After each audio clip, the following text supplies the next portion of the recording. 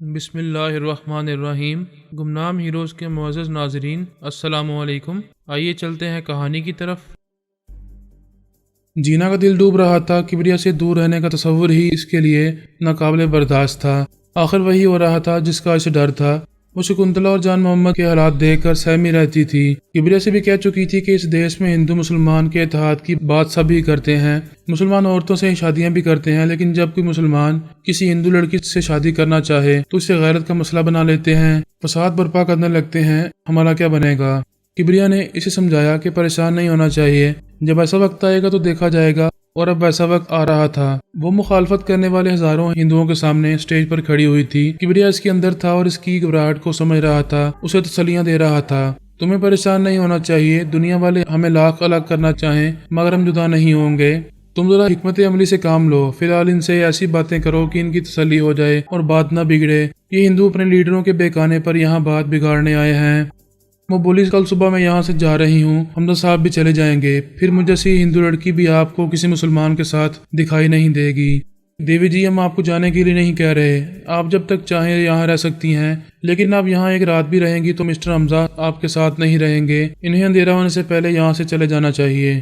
کبریا کو ان کی ہٹ درمی، بے اعتمادی اور دشمنی پر غصہ آ رہا تھا۔ جی چاہ رہا تھا کہ ابھی اٹھ کر مائک کے سامنے آئے اور اعلان کر دے کہ وہ ابھی اسی وقت ان کی سہاگن دیوی کے ساتھ ممبئی واپس جا رہا ہے، لیکن ایسا کرنے سے بات بگڑ جاتی۔ ان سے عقیدت رکھنے والے ہندو اور مسلمان انہیں وہاں سے جانے نہ دیتے اور دشمنی رکھنے والے انہیں چلے جانے پر مجبور کرتے۔ اس طرح ان کے درمیان پھر سے ہنگامے شروع ہو جاتے۔ اس نے اس وقت بڑے صبر و تحمل سے کام لیا۔ جینا نے اس کی مرضی کے مطابق کہا، ٹھیک ہے، میں آپ لوگوں کو ناراض نہیں کروں گی، میں کہہ چکی ہوں میں یہاں امن و امان قائم کرنے آئی ہوں، اور اس کی خاطر میں حمزہ صاحب سے بھی الگ ہو جاؤں گی۔ یہ بھی یہاں سے شہر چلے جائیں گے اور وہاں کسی ہوٹل میں قیام کریں گے۔ میں ان کے ساتھ ممبئی سے آئی ہوں، لہذا کل صبح ان کے ساتھ واپس چلی جاؤں گی۔ اس بات پر اس کے تمام عقیدت مند شور مچانے لگے، اعتراض کرنے لگے، ہاتھ جوڑ کر کہنے لگے، دیوی جی، آپ اتنی جلدی نہیں جائیں گی، آپ یہاں رہیں گی۔ آپ کو دیکھ کر ایسا لگتا ہے جیسے سچ مچ کوئی دیوی ہمارے پاس آ گئی ہے۔ آپ ہمارے زخموں پر مرہم رکھ رہی ہیں، ہمارے دکھ دور کر رہی ہیں، بھگوان کے لیے آپ نہ جائیں۔ اس نے دونوں ہاتھ اٹھا کر انہیں خاموش رہنے کو کہا، پھر کہنے لگی، میری بہنوں اور بھائیوں، ہم سب کو ایسا عمل کرنا چاہیے جس سے بات کبھی نہ بگڑے بلکہ بنتی رہے، دوستی، محبت اور امن و امان قائم رہے۔ میں صرف اسی لیے جاؤں گی کہ میرے جانے سے آپ لوگوں کا بھلا ہوگا۔ یہاں رہوں گی تو پھر نئے مسائل پیدا ہوں گے۔ یہاں کے سیاستدان اور مجھ سے دشمنی کرنے والے دیوراج پٹیل کبھی مجھے یہاں سکون سے نہیں رہنے دیں گے، اور آپ لوگوں میں سے ایک ایک کو بھڑکاتے رہیں گے۔ کل تک جو لوگ میرے عقیدت مند تھے وہ آج یہاں کھڑے ہو کر میری مخالفت میں بول رہے ہیں۔ آپ اس سے اندازہ کر سکتے ہیں کہ یہاں میرے خلاف کیسی سازشیں کی جا رہی ہیں۔ پھر وہ دونوں ہاتھ جوڑ کر بولی، میں آپ سے بنتی کرتی ہوں، یہ آپ کی اور میری بھلائی کے لیے ہے کہ میں یہاں سے چلی جاؤں، ورنہ یہ لوگ مجھے جانی نقصان بھی پہنچا سکتے ہیں۔ اگر مجھے کچھ ہو جائے گا تو کیا آپ لوگوں کو دکھ نہیں پہنچے گا؟ بہت سے لوگ رونے لگے، بلند آواز میں بولنے لگے، ہم آپ کو نقصان نہیں پہنچنے دیں گے، آپ اپنی بھلائی کے لیے جو بہتر سمجھتی ہیں وہی کریں، ہم آپ کے سامنے سر جھکاتے رہیں گے۔ وہاں سر جھکانے والے بھی تھے اور غرور سے سر اٹھا کر مخالفت کرنے والے بھی تھے، اور اس وقت مخالفت کرنے والوں کا پلڑا بھاری تھا۔ ان کے اطمینان کے لیے اسے اور کبریا کو اس شہر سے بلکہ پورے گجرات سے نکل جانا چاہیے تھا، ورنہ یہ اندیشہ تھا کہ شکنتلا اور جان محمد کی طرح ان دونوں کو بھی جدا کر دیا جائے گا اور پھر کبھی ملنے نہیں دیا جائے گا۔ شام 6 بجے وہ جلسہ برخاست کر دیا گیا۔ کبریا ریسٹ ہاؤس سے اپنا سفری بیگ لے آیا۔ وہاں جانے اور آنے کے دوران میں وہ خیال خوانی کے ذریعے جینا کو سمجھاتا رہا، تم فکر نہ کرو، میں شہر کے کسی ہوٹل میں رات گزاروں گا اور تمہارے دماغ میں رہ کر تمہاری نگرانی کرتا رہوں گا، پھر کل صبح کی فلائٹ سے ہم ممبئی چلے جائیں گے۔ کبریا، پچھلی رات مجھ پر قاتلانہ حملے ہونے والے تھے، اگر تم نہ ہوتے تو دھیرج یا انسپکٹر ٹھاکرے اپنے ناپاک ارادوں میں کامیاب ہو جاتے۔ اگر آج بھی ایسا ہوا تو کیا ہوگا؟ میں مسلسل تمہارے دماغ میں رہنے کی کوشش کروں گا، کبھی دوسری مصروفیت ہوگی یا دشمنوں کے بارے میں معلومات حاصل کرنے کے لیے، دوسری طرف خیال خوانی کرتا رہوں گا تو تم میرے موبائل پر بیل دو گی، میں فوراً ہی تمہارے دماغ میں پہنچ جاؤں گا۔ اس ہوٹل کا بھی فون نمبر دوں گا جہاں آج رات قیام کروں گا۔ وہ تمام عقیدت مندوں اور تمام مخالفین کے سامنے ایک ٹیکسی میں بیٹھ کر وہاں سے شہر کی طرف چلا گیا۔ ایک عقیدت مند نے جینا سے کہا، ہم کچھ لوگ آج کی رات اس ریسٹ ہاؤس کے اندر اور باہر رہ کر آپ کی حفاظت کرنا چاہتے ہیں، اس طرح ہم آپ کی کچھ سیوا کر سکیں گے۔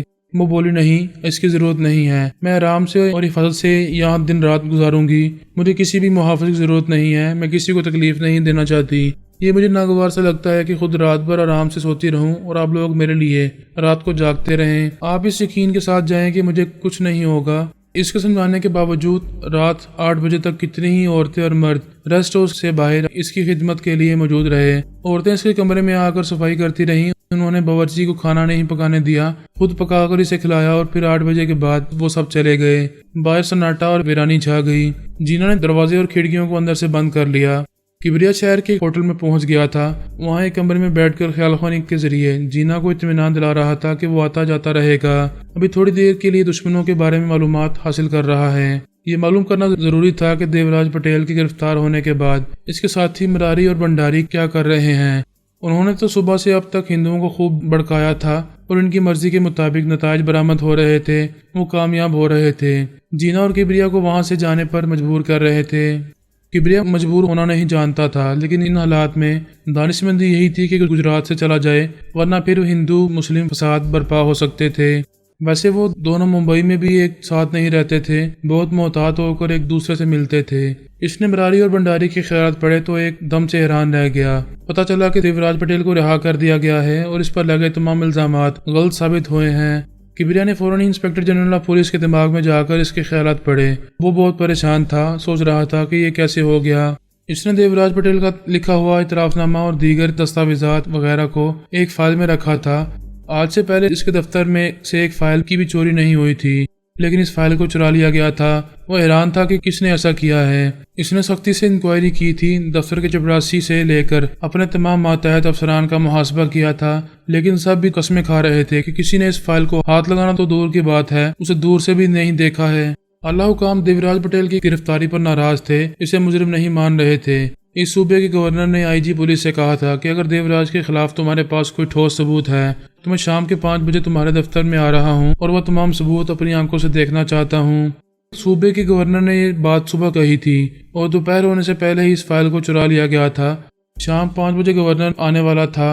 आईजी ने अपने तौर पर बड़ी कोशिश की कि किसी तरह चोरी की हुई फाइल बरामद कर ली जाए, लेकिन नाकाम रहा। इसने फोन के जरिए गवर्नर को इतला दी कि जनाब आप आने की जहमत न करें, वो तमाम सबूत जो एक फाइल में रखे हुए थे वो फाइल मेरे दफ्तर से गायब हो गई है। कोई साजिश की गई है, किसी ने इस फाइल को चुरा लिया है। गवर्नर ने नाराज होकर कहा, तुम फजूल बातें करते हो, खामखा इतने बड़े सियासी लीडर को गिरफ्तार किया और हमारी पार्टी को बदनाम कर रहे हो। इसे फौरन रिहा करो वरना तुम्हारे खिलाफ एक्शन लिया जाएगा। अब चूंकि देवराज पटेल के खिलाफ कोई सबूत नहीं रहा था, इसलिए आईजी पुलिस ने मजबूर होकर देवराज पटेल को रिहा कर दिया था। किबरिया ने जितनी आसानी से पटेल को मुजरिम साबित किया था, पटेल इतनी ही आसानी से रहा भी हो गया था। वो ख्यालखानी के जरिए मालूम कर सकता था कि फाइल को किसने चुराया है और अब वो फाइल कहाँ है। इसे दोबारा आईजी पुलिस तक कैसे पहुंचाया जा सकता है, ये सब किबरिया के लिए मुश्किल नहीं था, लेकिन किसी को अलाकार बनाकर वो फाइल हासिल करने से और इनकी छुपाई हुई जगह से फाइल को लेकर आईजी तक पहुंचाने से इस बात का शुबा हो सकता था कि ये सब कुछ या तो जादू से हो रहा था या टेलीपैथी के जरिए। इस मुल्क के तमाम आला हुकाम देवराज पटेल के हमायती थे, इसकी हिफाजत कर रहे थे। अगर इस पर दोबारा इल्जाम लगाया जाता तो वो फिर इसे बचा सकते थे। कानून इनके हाथों में था और वो कुछ भी कर सकते थे। लिहाजा किबरिया ने सोचा कि इन शैतानों से निपटने के लिए इसे वहां नहीं रहना है, दूसरी सुबह चले जाना है। इस चक्कर में नहीं पड़ना चाहिए। वहां के 2-4 मोअज़्ज़िज़ मेहमान इससे मिलने आए थे और इससे दरख्वास्त कर रहे थे कि वो ये शहर छोड़कर ना जाए। इसने कहा, मैं बहुत मजबूर हूँ, मेरे और देवी जी के यहाँ साथ रहने से फिर फसाद बर्पा हो सकते हैं, हमारा जाना जरूरी है।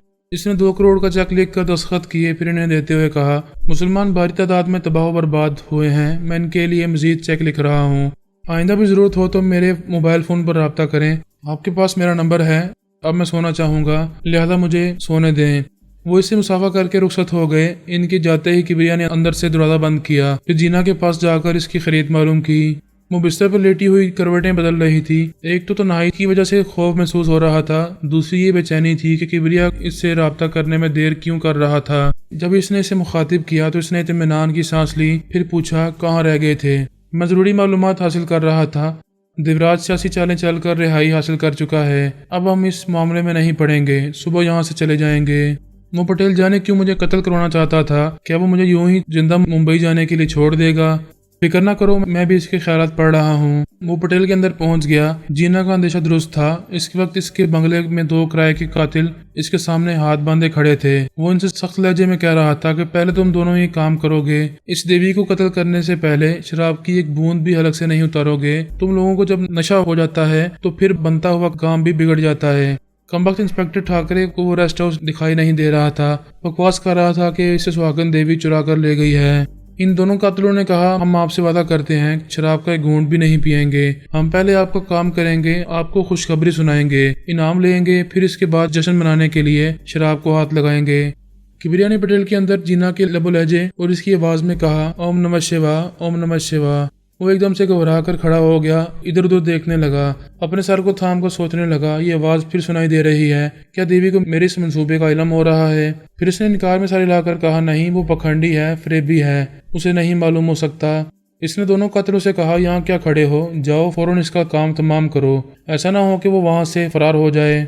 इन कातिलों में से एक ने किबरिया की मर्जी के मुताबिक अपना रिवाल्वर निकालकर इसे चेक किया, फिर कहा, ये रिवाल्वर पूरी तरह लोड है, मगर इसे आजमाना होगा कि सही चलता है या नहीं। ये कहकर इसने देवराज पटेल का निशाना लिया। पटेल घबराकर पीछे हटना चाहता था, लड़खड़ाकर गिरते गिरते सोफे पर बैठ गया, फिर बोला, ये क्या कर रहे हो? इस कातिल के साथी ने भी पूछा, यार ये क्या मजाक है? इसने अपने साथी से कहा, तुम अपना रिवाल्वर मुझे दो। इसके साथी ने अपना रिवाल्वर इसकी तरफ बढ़ाते हुए पूछा, आखिर तुम करना क्या चाहते हो? वो रिवॉल्वर लेकर बोला, अब तुम भी निहत्थे हो गए हो, मैं जो करना चाहता हूँ तुम मुझे इससे नहीं रोकोगे। ये कहकर इसने देवराज के एक पाँव में गोली मारी। वो चीख मारकर तड़पता हुआ सोफे से नीचे गिर पड़ा। किबरिया ने इसके अंदर कहा, ओम नमः शिवाय, ओम नमः शिवाय। पटेल फर्श पर घिसटता हुआ फोन के करीब आया, फिर रिसीवर उठाकर नंबर पंच करने लगा। राब्ता होने पर आईजी पुलिस की आवाज सुनाई दी, हेलो। इसने तकलीफ से कराते हुए कहा, मैं देवराज पटेल बोल रहा हूँ, यहाँ जल्दी पुलिस फोर्स के साथ आए, सुहागन देवी मुझे कत्ल करना चाहती हैं। आईजी ने हैरानी से पूछा, सुहागन देवी तो रेस्ट हाउस में है, मेरे आदमी दूर ही दूर से इसकी निगरानी कर रहे हैं ताकि इसे कोई नुकसान न पहुंचे। वो तुम्हें नुकसान पहुंचाने वहां कैसे आ सकती है? वो तकलीफ से कराते हुए बोला, इसने मेरी टांग में गोली मारी है, अगरचे वो मेरे सामने मौजूद नहीं है, लेकिन मुझे इसकी आवाज सुनाई दे रही है। तुम्हारी बकवास समझ में नहीं आ रही, तुम बड़ी चालाकी से रिहाई हासिल कर चुके हो, अब पागलों की तरह बातें करके मुझे क्यों परेशान कर रहे हो? मैं पागल नहीं हूँ, होश में हूँ। इस वक्त वो शंभू मेरे सामने खड़ा हुआ है, इसके हाथ में एक रिवॉल्वर है, इसने मेरी एक टांग में गोली मारी है। आपकी पुलिस इस कातिल को तलाश कर रही है, लेकिन ये हाथ नहीं आ रहा, इस वक्त मेरे सामने मेरे बंगले के अंदर मौजूद है, आप फौरन आए। अभी तुम कह रहे थे कि सुहागन देवी तुम्हें कत्ल करना चाहती है, और अब तुम एक कातिल शंभू की बात कर रहे हो, सच क्या है? क्या तुम नशे में हो? वो गुस्से से चिल्लाकर बोला, तुम मेरी बात का यकीन क्यों नहीं करते? यहाँ क्यों नहीं आते? जल्दी आओ वरना ये मुझे मार डालेगा। इस कातिल शंभू ने किबरिया की मर्जी के मुताबिक दूसरा फायर किया। ठाए की आवाज के साथ एक गोली इसके बाजू में लगी, इसके हलक से चीख निकली। दूसरी तरफ आईजी ने फायर की आवाज और इसकी चीख सुनकर कहा, हाँ मैं गोली चलने की आवाज सुन रहा हूँ, तुम चीख रहे हो, मैं अभी आता हूँ। वो 2 गोलियां खा चुका था, तकलीफ की शिद्दत से रिसीवर छूट कर गिर पड़ा था। वो शंभू को रहम तलब नजरों से देखकर बोला, प्लीज मुझे गोली ना मारो, मुझसे जितनी रकम चाहो ले लो, तुम अचानक मेरे दुश्मन क्यों बन गए हो? शंभू ने कहा, तुम सुहागन देवी को कत्ल करना चाहते हो, मैं इनका अकीदतमंद हूँ, वो सबकी भलाई के लिए यहाँ आई हैं और तुम भलाई का रास्ता रोक देना चाहते हो। इससे बेहतर है कि मैं तुम्हारी जिंदगी का रास्ता हमेशा के लिए रोक दूँ। ये तीसरी गोली तुम्हारी जिंदगी की आखिरी खुराक होगी। इसने निशाना लिया। पटेल के अंदर सुहागन देवी की आवाज उभरी, ओम नमः शिवाय, ओम नमः शिवाय। वो फौरन ही तड़प कर दोनों हाथ जोड़कर खला में तकते हुए बोला, देवी जी मुझे माफ कर दो, मुझसे बहुत बड़ी भूल हुई, मैं आपको समझ नहीं पाया था, अब मैं आपकी आत्मशक्ति का कायल हो गया हूँ, मुझे एक बार माफ कर दें, मैं सारी जिंदगी आपके चरणों में झुका रहूंगा, कभी सर उठाकर बात नहीं करूंगा। मजबूरी से सर झुकाने वालों को मौका मिले तो वो सर कलम कर देते हैं। किबरिया इसकी सियासत को और मकारियों को खूब समझ रहा था। इसने आखिरी बार इसके अंदर कहा, ओम नमः शिवाय, ओम नमः शिवाय। ठाए की आवाज के साथ तीसरी गोली चली, फिर खामोशी छा गई। फरमान अनीता के साथ मुंबई के एक इलाके में रहने लगा था। उन्होंने एक बंगला किराए पर हासिल कर लिया था। चंद जाली दस्तावेजात के जरिए अपनी एक समाजी हैसियत बना ली थी ताकि कोई इन पर शुबा न करे। उसने अपने आप को एक आलमी शोहरत वाला नजूमी जाहिर किया था। जनूबी अफ्रीका के एक शहर सिंध सिटी से आया था। इसके पास वहाँ के डॉक्यूमेंट्स वगैरह मौजूद थे। वो एक नजूमी की हैसियत से बड़े बड़े अखबारात में अपने इश्तिहार छपवाता था। हर दूसरे तीसरे दिन दौलतमंद औरतें और मर्द इसके पास आने लगे थे। वो इनसे बातें करता था, इनके ख्यालात पढ़ता था, इनके माजी और हाल के मुतालिक जानता था, फिर इनके सही हालात बताता था तो वो सब मुतासिर हो जाते थे। इसे मुंह मांगी रकम दिया करते थे। जब तक कोई ग्राहक फोन पर राब्ता नहीं किया करता था, इसे मुलाकात का वक्त मुकर्रर नहीं करता था, तब वो इसे मिलने से इनकार कर दिया करता था और जो वक्त मुकर्रर करने के लिए फोन करता था वो इसी वक्त इसके दिमाग में पहुंच जाता था। جب یہ یقین ہو جاتا تھا کہ آنے والا گاہک یوگا کا ماہر نہیں ہے اور اس کے خیالات پڑھے جا سکتے ہیں تو پھر وہ اسے ملاقات کا وقت دے دیا کرتا تھا۔ وہ بظاہر ایک کامیاب نجومی کی زندگی گزار رہا تھا اور یہ ظاہر کر رہا تھا کہ خوب دولت کما رہا ہے، جبکہ وہ بلیک میلنگ کے ذریعے دولت کما رہا تھا اور بہت جلد وہاں ایک بنگلہ خریدنے والا تھا اور وہیں رہائش اختیار کرنے والا تھا۔ اگرچہ وہ اعلیٰ بی بی اور ہم سے جدا ہو گیا تھا، لیکن ہمارا بہت ہی فرما بردار تھا اور ہم سے بہت محبت کرتا تھا۔ میں نے اس سے کہا تھا کسی طرح چنڈال کو تلاش کرے کہ اسے کہاں چھپا کر رکھا گیا تھا، اور وہ اسی فکر میں تھا، اسے ڈھونڈ نکالنے کی تدبیریں سوچتا رہتا تھا۔ ایک روز ایک لڑکی نے اسے فون پر مخاطب کیا اور کہا، میں عالمی شہرت رکھنے والے نجومی بسواس چپڑ جی سے بات کرنا چاہتی ہوں۔ فرمان نے کہا، میں ہی بسواس چپڑ جی ہوں، فرمائیے۔ میں آپ سے ملنا چاہتی ہوں، اپنے ہاتھ کی لکیریں دکھا کر اپنے مستقبل کا حال معلوم کرنا چاہتی ہوں۔ اس نے خیال خوانی کی پرواز کی، اس کے دماغ میں پہنچا تو جگہ مل گئی، یقین ہو گیا کہ وہ اس کے خیالات پڑھ سکے گا۔ اس نے فوراً ہی کہا، ٹھیک ہے، آج شام 5 بجے آ سکتی ہو۔ اس نے رابطہ ختم کرنے کے بعد اس کے خیالات پڑھے۔ اس لڑکی کا نام بیلا اوبرائے تھا۔ اس کا باپ مہیش اوبرائے بہت مشہور تاش کا کھلاڑی تھا، بہت ہی شاطر پتے باز تھا۔ اس نے پتے بازی کی مہارت کے ذریعے خوب دولت کمائی تھی۔ بیلا اپنے باپ سے متاثر تھی، بچپن ہی سے تاش کے ایک ایک پتے کو پہچاننے اور کھیلنے کا فن سیکھتی رہتی تھی۔ جوان ہونے کے بعد اس نے باپ سے ایک الگ راستہ اختیار کیا۔ وہ تاش کے پتوں کے ذریعے قسمت کا حال بتانے کا ہنر سیکھتی رہی۔ اس میں خداداد صلاحیتیں اور ذہانت موجود تھی۔ اس نے اپنی محنت اور لگن سے بڑی مہارت حاصل کی۔ اپنے عزیز و اقارب، دوست و احباب میں سے کسی کو بھی تاش کے پتوں کے ذریعے ان کی قسمت کا حال بتاتی تھی تو وہ حیران رہ جاتے تھے۔ وہ کسی کی بھی گزری ہوئی زندگی کی سچی تصویر پیش کر سکتی تھی اور آنے والی زندگی کے حالات اشاروں کناروں میں بتایا کرتی تھی۔ مستقبل کی بھی تھوڑی سی تصویر پیش کرتی تھی، مگر واضح انداز میں نہیں بولتی تھی کہ آگے کیا ہونے والا ہے، لیکن سننے اور سمجھنے والے اپنے حالات اور واقعات کے مطابق اس کی باتیں سن کر اندازہ کر لیتے تھے کہ آئندہ کیا ہو سکتا ہے۔ اور ٹھیک شام 5 بجے اپنی کار ڈرائیو کرتی ہوئی بنگلے کے احاطے میں آئی۔ فرمان نے باہر آ کر اسے دیکھا تو دیکھتا ہی رہ گیا۔ وہ بہت ہی خوبصورت اور سمارٹ لڑکی تھی۔ یہ معلوم کر چکا تھا کہ کتنی باصلاحیت ہے۔ باہر سے بھی وہ بہت ہی پرکشش اور جذب نظر آ رہی تھی۔ وہ مسکراتی ہوئی کار سے باہر آئی اور اسے مصافحہ کرتے ہوئے بولی، میں بیلا اوبرائے ہوں۔ اس نے مصافحہ کرتے ہوئے کہا، اندر آ جاؤ، میں تمہارے ہاتھ کی لکیریں دیکھوں گا۔ اس نے اپنے بنگلے میں ایک دفتری کمرہ بنوایا تھا جہاں وہ وزٹر سے ملاقات کیا کرتا تھا۔ وہاں اس نے انیتا سے اس کا تعارف کرایا، پھر اسے کہا، یوں تو دنیا کا ہر شخص اپنے مستقبل کا حال معلوم کرنا چاہتا ہے، یہ فطری تقاضا ہے، پھر بھی میں ہر آنے والے سے پوچھتا ہوں، تم سے بھی پوچھ رہا ہوں کہ تم اپنے مستقبل کے بارے میں کیوں جاننا چاہتی ہو؟ کسی بھی انسان کو ایک پردے کے سامنے کھڑا کر دو اور اسے یہ نہ بتاؤ کہ پردے کے پیچھے کیا ہے تو وہ اسے جاننے کے لیے بے چین ہوتا رہے گا، کوئی نہ کوئی تدبیر کرتا رہے گا کہ کسی طرح پردے کے پیچھے جو کچھ ہے اسے معلوم کر لے، کیونکہ یہ فطری تجسس ہے۔ وہ ایک ذرا توقف سے بولی، میرے مستقبل کے سامنے پردہ پڑا ہوا ہے، میں نہیں جانتی کہ اس پردے کے پیچھے کیسی زندگی ہے۔ کوئی بھی شخص آنکھیں بند کر کے آگے بڑھنا نہیں چاہتا، آنکھیں کھلی رکھ کر راستہ دیکھ دیکھ کر چلنا چاہتا ہے۔ اسی طرح میں مستقبل کا ایک ایک راستہ دیکھ کر آگے بڑھنا چاہتی ہوں، اسی لیے ہاتھ کی لکیریں دکھانے آئی ہوں۔ یہ کہتے ہوئے اس نے اپنا بایاں ہاتھ فرمان کی طرف بڑھا دیا۔ وہ اسے دونوں ہاتھوں میں لے کر دیکھنے لگا۔ اس نے پراسرار علوم جاننے والی ام امارہ کے ساتھ رہ کر ہاتھوں کی لکیروں کو بھی پڑھنا سیکھا تھا، مگر اس میں بہت زیادہ مہارت حاصل نہیں کی تھی، اس لیے وہ خیال خوانی کے ذریعے دور تک معلومات حاصل کر لیتا تھا۔ وہ اس کے ہاتھ کی لکیروں کو تھوڑی دیر تک دیکھتا رہا، پھر بولا، تمہاری زندگی میں 52 نمبر کی بہت اہمیت ہے۔ 52 یعنی 5 اور 2، یہ دونوں مل کر 7 بنتے ہیں، لیکن 7 خوش قسمتی کا نمبر ہے۔ تم 1 سے 52 نمبر تک اتنی مہارت رکھتی ہو کہ ان نمبروں کے ذریعے دوسروں کی قسمت کا حال بتا دیتی ہو۔ یہ کیسی کرتی ہو، میں تم سے پوچھوں گا۔